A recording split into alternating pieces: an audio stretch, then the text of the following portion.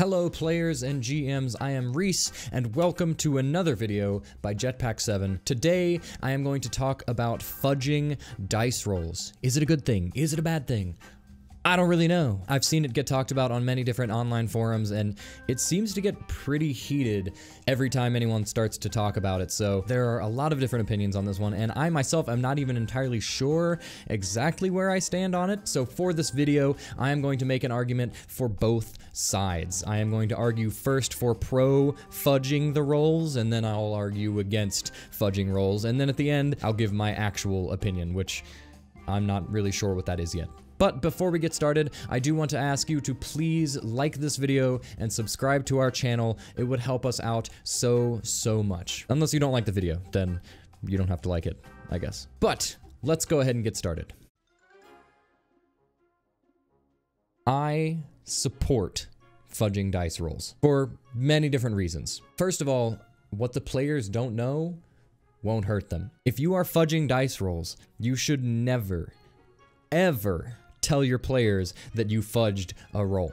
I don't care if it's 5 years down the line, your players should never find out that you fudged a roll. And that way, if they never find out that you did, what's the harm? And not to mention, more times than not, when I do fudge a roll, it's in favor of the players. Let me give you a quick hypothetical. Let's say you're starting a pretty new campaign. Your players are starting out at levels 1, 2, or 3. They're low level, whatever. They die easily. You put them up against an encounter, you balanced it perfectly, everything's going totally fine. The players are winning, but not by too much. Your wizard gets hit by an arrow and gets taken down pretty low health, and then your rogue monster sneaks up behind the wizard and stabs them in the back. And you roll, oops, a natural 20. And your rogue monster gets a sneak attack bonus. And it's gonna do enough damage to outright kill your wizard. No death saves. Do you just kill your player? Within like 3 sessions of playing the campaign? No, you say that they almost rolled a natural 20, or you just say that it's above their AC just to knock them unconscious, scare them a little bit. I find that moments like that happen way more often than when I'm skewing in favor of the monsters. But sometimes encounters just need to be hard to feel impactful. Sometimes the players roll really freaking well, and it makes an encounter that was supposed to be deadly into something that was really easy. Other times, you just didn't do a good job balancing the encounter and you thought a monster would be harder to kill than it actually was. Or, God forbid, you're fighting the final big bad of your campaign and the encounter is turning out to be a lot easier than you expected it to be. Our job as the DM is to help the players through this story. So when we do fudge the rolls in favor of the monsters, we're not trying to kill our players, we're just trying to scare them a little bit. You as the DM are the only person who has the numbers. You know how close the players are to winning, so you are the person to make that call, and you can usually do it pretty easily, but it's hard to do before you actually see the encounter. When you're actually in the encounter, it's a lot easier to pivot and make tiny changes that can make the encounter a little bit more well-balanced as you go. In summary, you aren't just fudging every single roll that you make. In fact, you're rarely fudging at all. You're only fudging the rolls that you need to fudge. Fudge is already starting to sound weird. This isn't good. You're only fudging the rolls you need to fudge in order to tell an important story. To me, it is more important to tell a good story than it is to stay 100% loyal to every single roll of the dice. I, however, don't think that you should fudge dice rolls. And even though that other guy had a lot of different reasons why you should fudge dice, my reason is very simple. Fudging dice rolls flies in the face of everything D&D represents. Why even have dice at all if you're just going to ignore them sometimes? Everything you've done up until that point has relied purely on chance, and the moment you fudge one of the rolls, that all goes out the window. Everything you've built up to until that point is fudged. What you need to understand is that it is supposed to go wrong sometimes. Players die. Hard encounters get turned very easy, and vice versa. Sometimes easy encounters get very difficult because you are being loyal to the dice. By the very nature of dice, it will find balance. If you really want your players to feel fear, let that nat 20 land.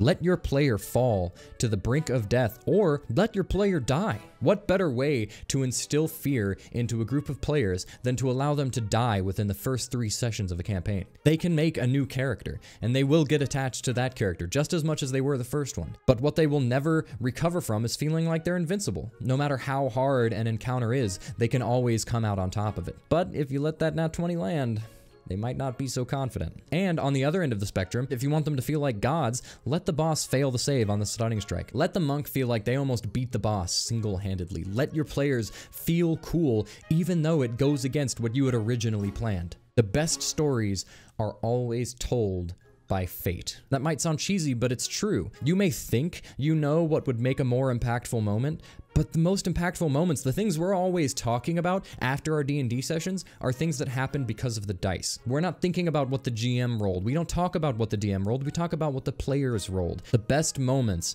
always come from the miraculous moments of fortune and misfortune. We never talk about the moments that the boss didn't fail the stunning strike. We talk about the moments that they did. We talk about the moments where our spells and our attacks feel impactful. So fudging a dice roll in favor of the monsters just makes it less memorable. And above all else, you're the DM. You, more importantly than everyone else, should be following the rules that you set forth. Because, God forbid, your players do find out that you fudged a roll, their trust in you is broken at that point. They no longer can rely on your word. And the moment that they have that seed of doubt in the back of their mind, it never goes away. So you need to trust the dice to tell a good story. D&D is a dice game, and you need to use them. Fudging dice rolls isn't doing you any favors.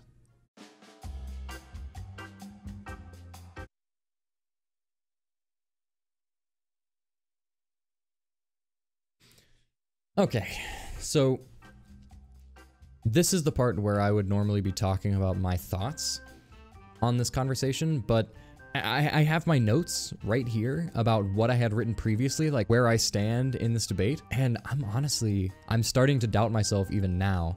Let me explain. Before I started writing this video, I've always been kind of a pro-fudging person, I guess you would say. I didn't fudge often. In fact, I very rarely fudged any rolls, but occasionally I would, usually, again, to help the players. But like writing out my arguments and actually iterating them to a camera has actually kind of made me doubt myself, because it's true. The only things we talk about in D&D are these beautiful storytelling moments, and none of them, to my memory, were ever determined by a fudged roll. There was never one moment that I remember fudging a roll and it creating an impactful moment. And I think that's kind of the point of fudging rolls, is that it's supposed to turn an impactful roll into an unimpactful roll. It's supposed to make a roll that was going to be significant into something insignificant. And the reason I was always pro-fudging is because my players get very invested in our characters. We get very emotionally attached. So there are certain moments, then like random encounters or traps or something like that, when a player character will die, and it won't be in this like epic moment. It won't be this beautiful movie death kind of thing. It'll just kind of be like,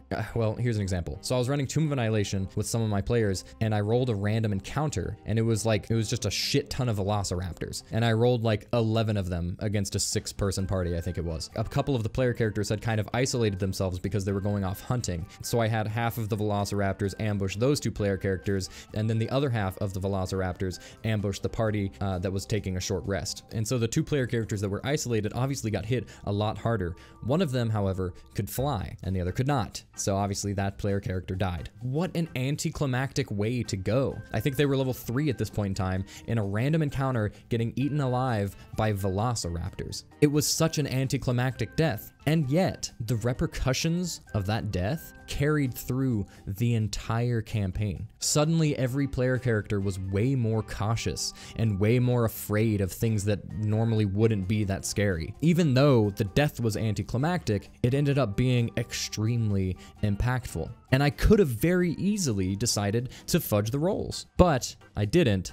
And because of that, it ended up having a lasting effect on the campaign that I wouldn't change now going back. So, I don't know. It's hard to say. I think there are still going to be moments when I see a dice roll and I want it to be different, and I think it would be best if it would be different, and in that moment, I'll decide to change it. But maybe I'm wrong. I don't know. But after making this video, I think I am going to try to fudge even fewer roles. I think I'm going to try to resist that urge sometimes when I see it, because honestly, I think my argument was better for not fudging roles.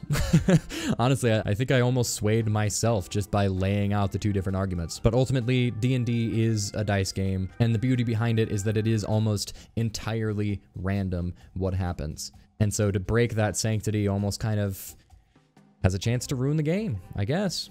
But that's all for me, so let us know in the comments if you think I'm stupid or if you disagree with me. Let me know if I missed any reasons. Try to talk me out of it, or alternatively reassure me that I'm right. But until next video, thank you all for watching, and we'll see you around.